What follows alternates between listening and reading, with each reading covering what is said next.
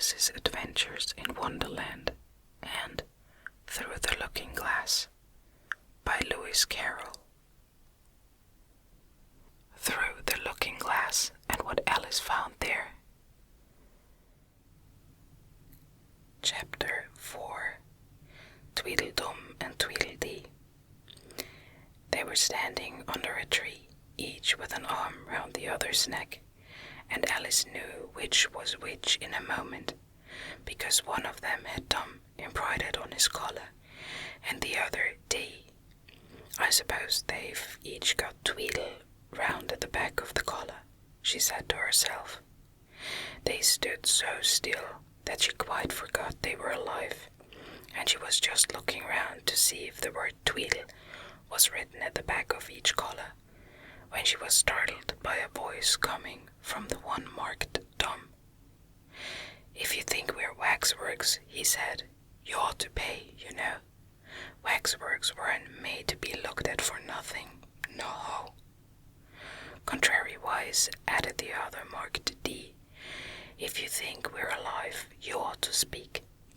"I'm sure I'm very sorry," was all Alice could say, for the words of the old song kept ringing through her head like the ticking of a clock, and she would hardly help saying them out loud.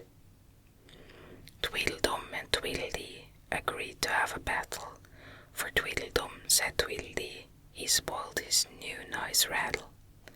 Just then flew down a monstrous crow, as black as a tar barrel, which frightened both the heroes so they quite forgot their quarrel. "I know what you're thinking about," said Tweedledum, "but it isn't so, no-ho." "Contrariwise," continued Tweedledum, "if it was so, it might be, and if it were so, it would be, but as it isn't, it ain't. That's logic." "I was thinking," Alice said very politely, "which is the best way out of this wood. It's getting so dark. Would you tell me, please?" But the fat little men only looked at each other and grinned. They looked so exactly like a couple of great schoolboys that Alice couldn't help pointing her finger at Tweedledum and saying, "First boy." "No-ho," Tweedledum cried out briskly and shut his mouth up again with a snap. "Next boy," said Alice, passing on to Tweedledee, though she felt quite certain he would only shout out contrariwise, and so he did. "You've begun wrong," cried Tweedledum. "The first thing in a visit is to say, 'How d'ye do?' and shake hands." And here the two brothers gave each other a hug, and then they held out the two hands that were free to shake hands with her. Alice did not like shaking hands with either of them first, for fear of hurting the other one's feelings, so as the best way out of the difficulty, she took hold of both hands at once. The next moment they were dancing round in a ring. This seemed quite natural, she remembered afterward, and she was not even surprised to hear music playing. It seemed to come from the tree under which they were dancing, and it was done, as well as she could make it out, by the branches rubbing one across the other, like fiddles and fiddlesticks. But it certainly was funny, Alice said afterward, when she was telling her sister the history of all this. To find myself singing "Here We Go Round the Little Mulberry Bush. I don't know when I began it, but somehow I felt as if I'd been singing it a long, long time." The other two dancers were fat and very soon out of breath.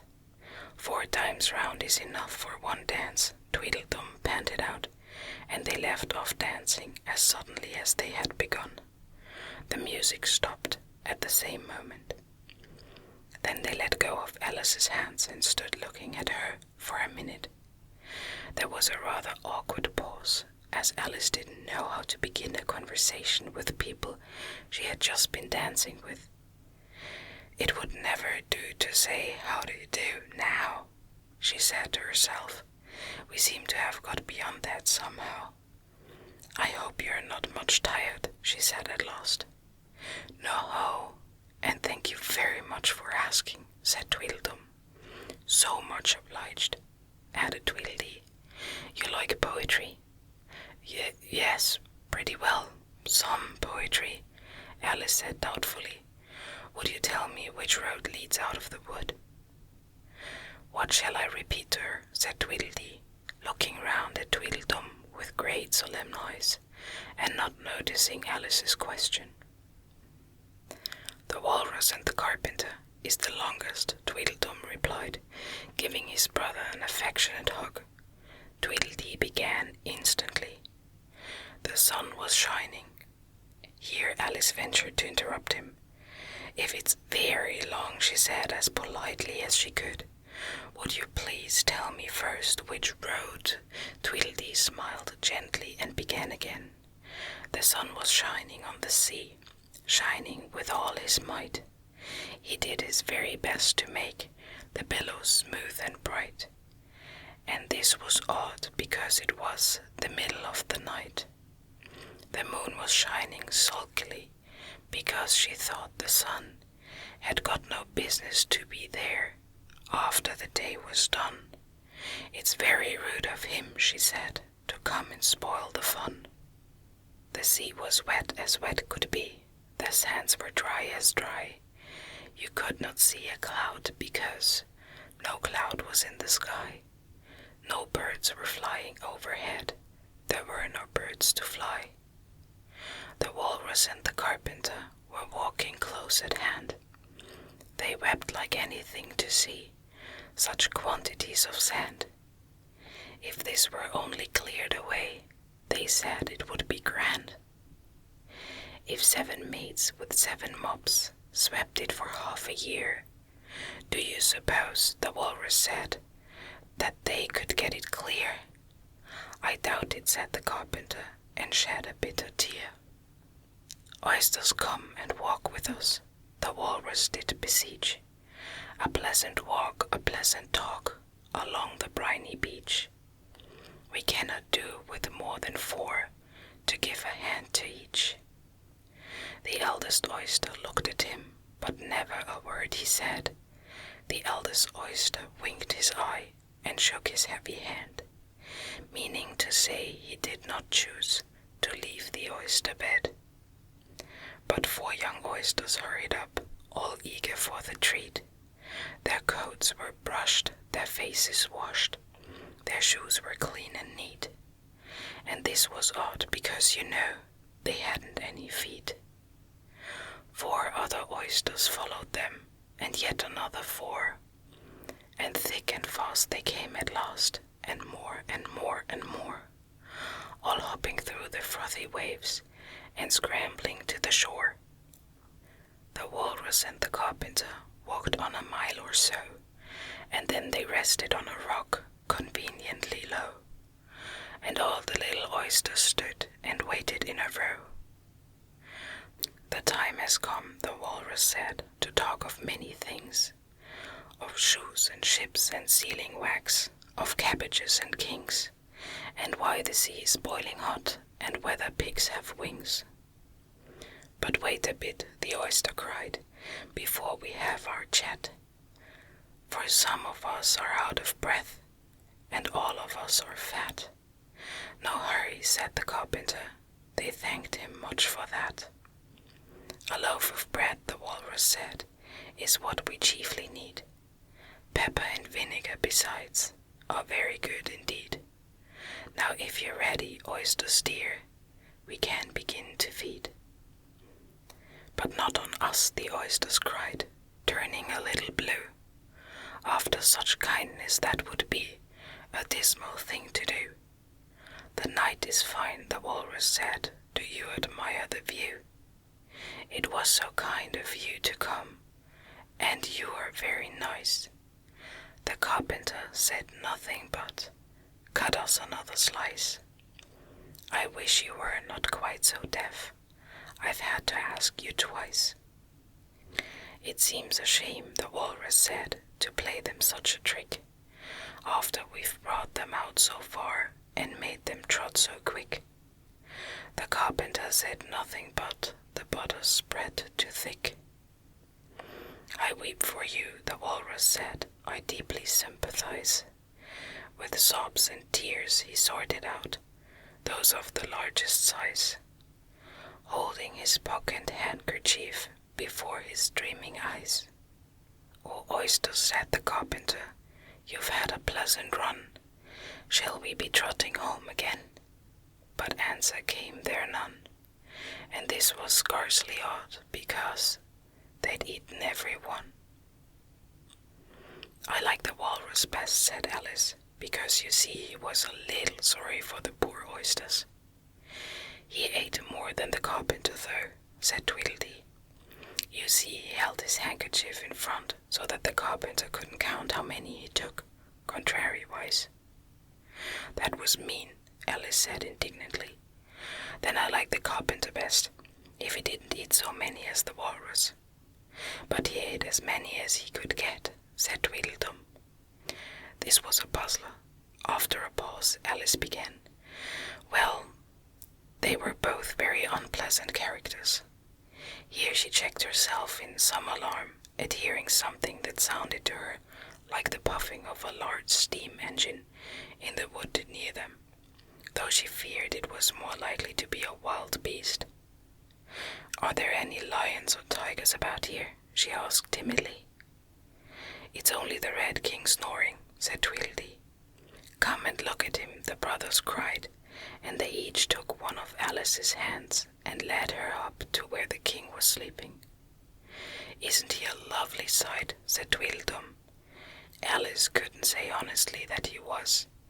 He had a tall red nightcap on, with a tassel, and he was lying crumpled up into a sort of untidy heap and snoring aloud, fit to snore his head off, as Tweedledum remarked.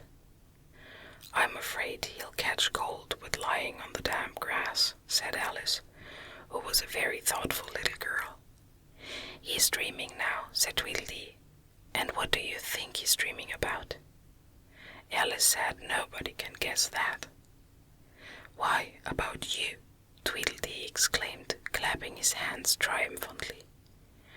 "And if he left off dreaming about you, where do you suppose you'd be?" "Where I am now, of course," said Alice. "Not you," Tweedledee retorted contemptuously. "You'd be nowhere. Why, you're only a sort of thing in his dream." "If that there king was to wake," added Tweedledum, "you'd go out bang, just like a candle." "I shouldn't," Alice exclaimed indignantly. "Besides, if I'm only a sort of thing in his dream, what are you? I should like to know." "Ditto," said Tweedledum. "Ditto, ditto," cried Tweedledee. He shouted this so loud that Alice couldn't help saying, "Hush! You'll be waking him, I'm afraid, if you make so much noise." "Well, it's no use your talking about waking him," said Tweedledum, "when you're only one of the things in his dream. You know very well you're not real." "I am real," said Alice, and began to cry. "You won't make yourself a bit realer by crying," Tweedledee remarked. "There's nothing to cry about." "If I wasn't real," Alice said, half laughing through her tears, "it all seemed so ridiculous. I shouldn't be able to cry."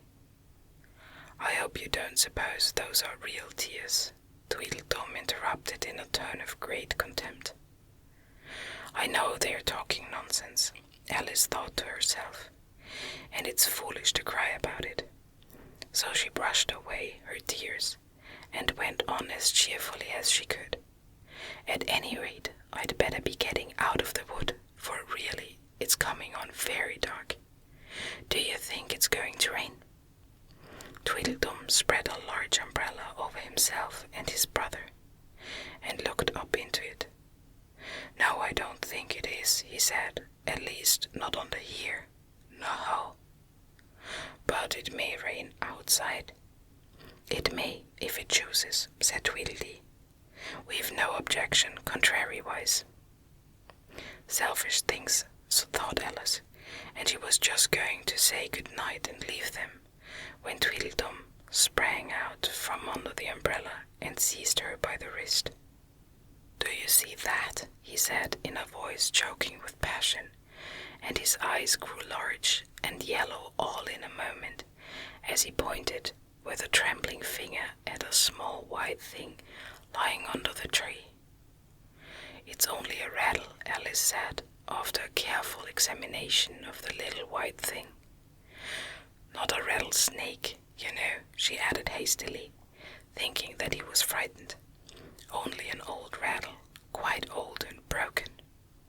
"I knew it was," cried Tweedledum, beginning to stamp about wildly and tear his hair. "It's spoiled, of course." Here he looked at Tweedledee, who immediately sat down on the ground and tried to hide himself under the umbrella. Alice laid her hand upon his arm and said in a soothing tone, "You needn't be so angry about an old rattle." "But it isn't old," Tweedledum cried in a greater fury than ever. "It's new, I tell you. I bought it yesterday, my nice new rattle." And his voice rose to a perfect scream.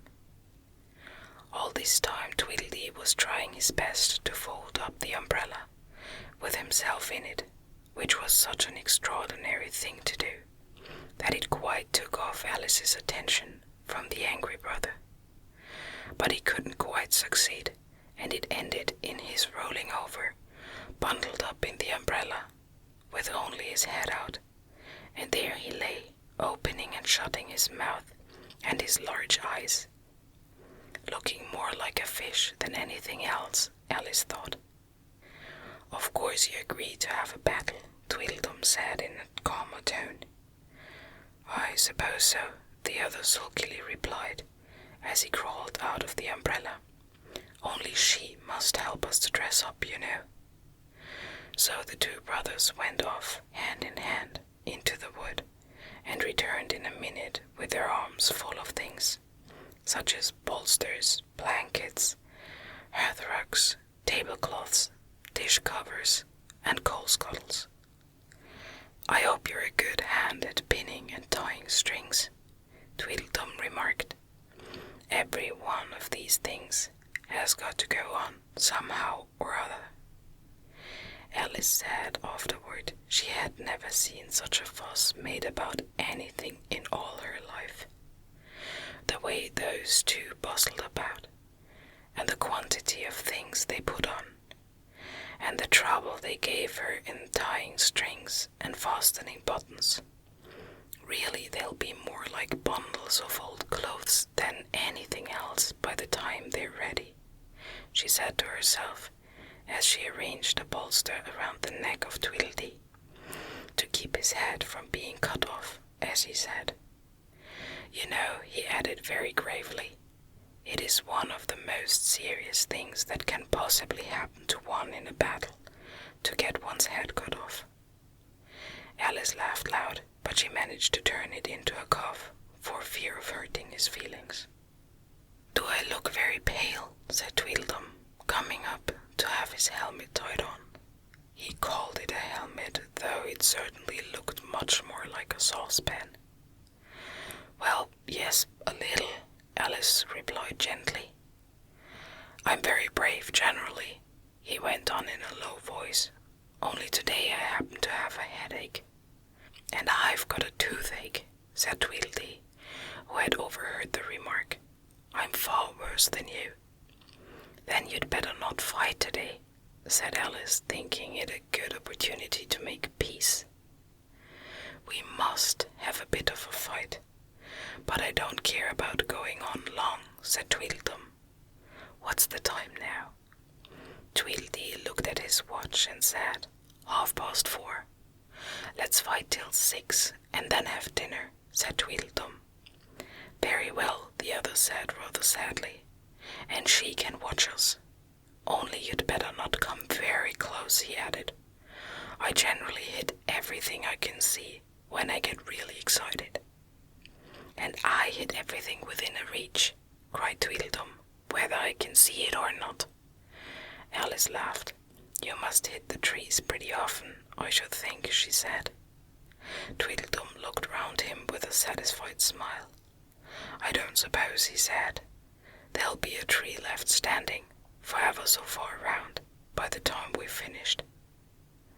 And all about a rattle, said Alice, still hoping to make them a little ashamed of fighting for such a trifle.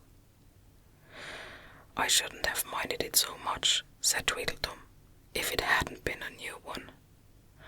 I wish the monstrous crow would come, thought Alice. There's only one sword, you know, Tweedledum said to his brother. But you can have the umbrella. It's quite as sharp. Only we must begin quick. It's getting as dark as it can. And dog, said Tweedledee. It was getting dark so suddenly that Alice thought there must be a thunderstorm coming. What a thick black cloud that is, she said, and how fast it comes. Why, I do believe it's got wings. It's the crow, Tweedledum cried out in a shrill voice of alarm, and the two brothers took their heels and were out of sight in a moment. Alice ran a little way into the wood and stopped under a large tree. It can never get at me here, she thought. It's far too large to squeeze itself in among the trees. But I wish it wouldn't flap its wings, so it makes quite a hurricane in the wood. Here's somebody's shawl being blown away.